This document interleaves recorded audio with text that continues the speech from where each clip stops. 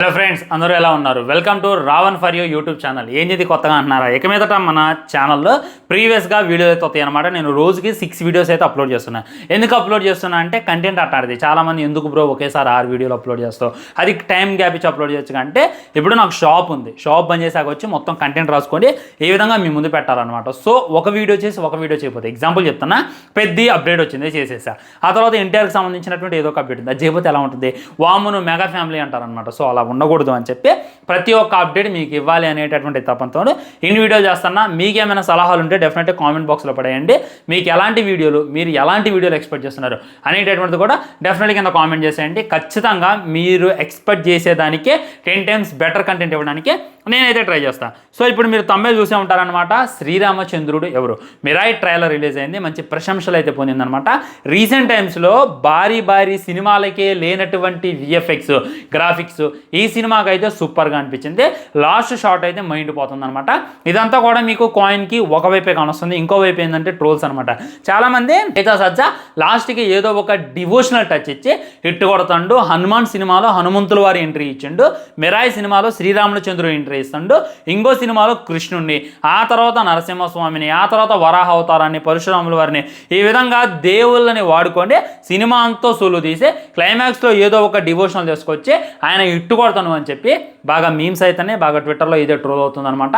నేనంటల్లా, నువ్వే అంటున్నావు బ్రో అనమాకండి, నాకు ఆ థాటే లేదు అసలు. కానీ ట్విట్టర్లో కొన్ని పేజెస్ చూసి, కొన్ని మీమ్ చూసి, కొన్ని ట్రోల్ వీడియోలు చూసి ఏ విధంగా అయితే మీ ముందు మాట్లాడుతాను అనేటటువంటిది వస్తావు. నిజానికి అది నిజమా? నిజంగానే తేజ సజ్జా దేవుళ్ళ పేరు వాడుకొని హిట్ కొడతండా అనేటటువంటిది క్లారిటీగా క్లుప్తంగా, అండ్ శ్రీరామచంద్రుల వారు ఎవరు అనేటటువంటిది ఇంకా క్లారిటీగా నేను మీ ముందు ఉంచేటటువంటి ప్రయత్నం అయితే చేస్తాను. మొట్టమొదట దేవుళ్ళ పేరు వాడుకొని తేజ సజ్జా హిట్ కొడతాను అని చెప్పి చాలామంది అంటున్నారు కదా. సో మహేష్ బాబు గారి ఫ్యాన్స్ అంటారు, వేరే ఎవరు అనర్లే అని చెప్పి కూడా మీకు అనిపించవచ్చు. మహేష్ బాబు గారి ఫ్యాన్స్ ఎందుకంటారంటే ప్రీవియస్ ఇయర్లో గుంటూరు కారం హనుమాన్ వచ్చినప్పుడు హనుమాన్ బ్లాక్ బస్టర్ హిట్ అయింది, గుంటూరు కారం అంత ఆడలేదు, ఆ కక్ష ఇంక అంతే ఉంది, ఆ మైతి ఇంక అంతే ఉంది, ఆ మైతిలో ఆ పిచ్చిలో వీళ్ళు ఈ విధంగా మాట్లాడేస్తున్నారా బాబోయ్ అని చెప్పి కూడా అంటున్నారు. Not only Mahesh Babu fans, చాలామంది జనరల్ ఆడియన్స్లోగా నా థాట్ వస్తుంది కదా. ఎందుకంటే ఉప్పు కారం మనం జనరల్గా ఆలోచించిన హనుమాన్ సినిమాలో హనుమంతుల వారితో ఇట్టు కొట్టిండు, వేరే సినిమాలో శ్రీరామచంద్రుడితో ఇట్టు కొడుతుండో, మనోడికి కంటెంట్ చేతకాట్ల ఇక్కడ హీరోలు బాడీలు పెంచి భారీ విఎఫ్ఎక్స్ చేసి భారీ డ్యాన్సులు చేసి హిట్టు కొట్టడానికి సత్తంటే మనోడి మట్టికి సింపుల్గా దేవుడు రెఫరెన్స్ చూపించి హిట్టు కొట్టేస్తాను. అదే దేవుడు రెఫరెన్స్ ఉంటే ఎవడు కూడా నెగిటివ్ ఇవ్వడు, సెంటిమెంట్ వచ్చి అందరూ కూడా పాజిటివ్ ఇస్తారు అనేటటువంటిది మనోడు ఆలోచన చెప్పి చాలామంది కామెంట్ చేస్తున్నారు. వాటన్నిటి కూడా ఆన్సర్ చెప్తా చూడండి. సో ఈ విధంగా అంటున్నారు కదా, ఈ విధంగా తేజ సజ్జా దేవుడు పేరు వాడుకొని హిట్టు కొడుతుండో, డివోషనల్ చూపించి హిట్టు కొడుతుండో అని ఇప్పుడు ఉన్నటువంటి డైరెక్టర్లని, హీరోని నేను ఒకటే అడుగుతున్నా, మిమ్మల్ని ఊడొద్దండు. మీరు ఆడుకోండి రాముడిని, మీరు ఆడుకోండి కృష్ణుడిని, మీరు ఆడుకోండి దశావతారాలని, మంచి సినిమా తీయండి, మాకు అందించండి, మేము చూడమన్నామా, మేము హిట్ చేయనన్నామా, కానీ మీకు వాడుకోవటం రావట్లా, అందుకే ఆయన మీద పడి ఎడుతున్నారనమాట. ఇప్పుడున్నటువంటి టైర్ 2 హీరోలందరినీ, టైర్ 1 హీరోలందరినీ, టాప్ హీరోలందరినీ నేను ఒకటే క్వశ్చన్ చేస్తున్నా. మీరు రామాయణం రెఫరెన్స్లో ఆడుతా అంటే ఎవడైనా క్వశ్చన్ చేసిండా? మహాభారతం రెఫరెన్స్లో ఆడుతా అంటే ఎవరైనా వద్దన్నడా? ఎవడైనా అడ్డు చెప్పిండా? మీకు వాడుకోవటం రావట్లా, ఆయన వాడుతుండ అనేటటువంటిది వస్తాం. అంత మాత్రాన వాడిన ప్రతి ఒక్కళ్ళు హిట్ గారు. రీసెంట్గా బాలీవుడ్లో ఒక స్పై యూనివర్స్ సినిమా అయితే వచ్చింది, సింగం 1, 2, 3, 4 అనుకుంటా. దాంట్లో మన అజయ్ దేవన్ గారు మెయిన్ హీరో, వేరే వాళ్ళు ఉంటారు. దాంట్లో రామాయణాన్ని ఎలా వాడారో తెలుసా, ఎలా చూపించారో తెలుసా? వామ్మో, ఆ సినిమా చూస్తుంటే మీరు చెప్పుతో కొడతారు ఆ డైరెక్టర్ని. తీసిందే బక్వా సినిమా, మళ్ళీ దాంట్లో రామాయణ రెఫరెన్స్లో చాలా అంటే చాలా ఇదిగా అయితే మనకు అందులో చూపించారు అనమాట. మరి ఆ సినిమా హిట్ అయిందా భయ్యా? మీరు చెప్పండి, ఆ సినిమా హిట్ అయిందా? అంతెందుకు, అంతకుముందు షారుఖ్ ఖాన్ గారిది రావణ్ అనేటటువంటి సినిమా వచ్చింది. రావణ్ అనేటటువంటి టైటిల్ తీసుకుంది రామాయణం నుండి. లాస్ట్లో మన ట్రైన్ చేసింగ్ అప్పుడు వినాయకుడు ఆపుతాడు అనమాట ట్రైన్ని. ఆ సినిమా కూడా అంత అల్లా, ఆ విషయం మీకు తెలుసా? మరి అందులో కూడా రామాయణ రిఫరెన్స్ లేక ఎందుకు అది అంత అల్లా? అదంతా వద్దు, పాయింట్గా వస్తున్నా. ఆది పురుష్ ఎందుకు హిట్ కాలా? బాలీవుడ్లోనే కదా తీసింది, ప్రభాసే కదా ఉన్నది, శ్రీరామచంద్రుడిదే కదా, ఎందుకు హిట్ కాలా? ఎందుకు హిట్ అవుతాయి అంటే చూపించేటటువంటి విధానం ఉంటుంది అక్కడ.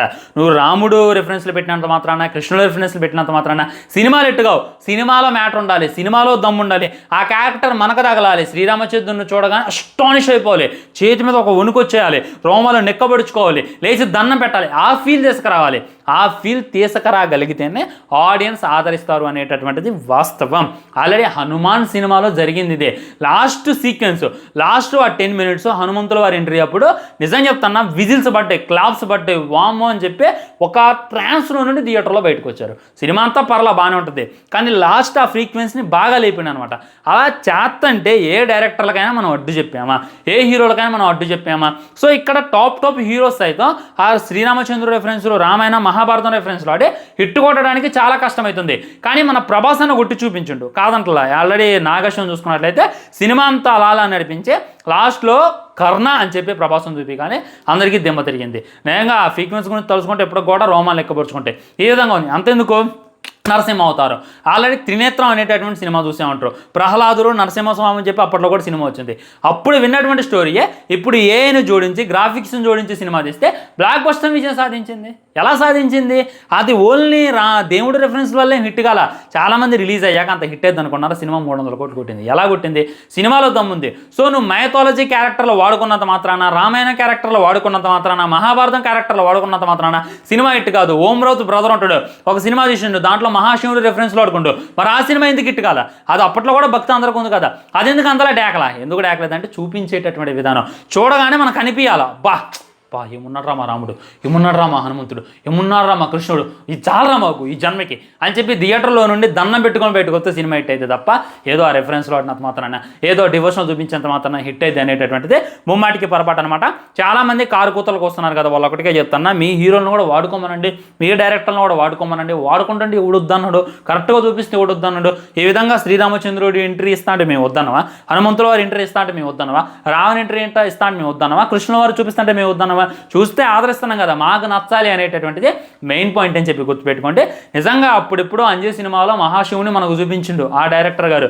ఇప్పుడు కృష్ణుడు ఈ విధంగానే ఉంటాడేమో ఇలాగా నాగశివుని చూపించిండు. హనుమంతుల వారు అంటే 100% ఇలానే ఉంటాడేమో అని చెప్పి ఆల్రెడీ మన ప్రశాంత్ గారు మన హనుమాన్ సినిమాలో చూపించిండు. ఇప్పుడు మన కార్తీక్ ఘట్టనేని గారు ఆల్రెడీ రాముని చూపించబోతున్నారు అనేటటువంటి వాస్తవం. దీనికి అప్రిషియేట్ చేయండి.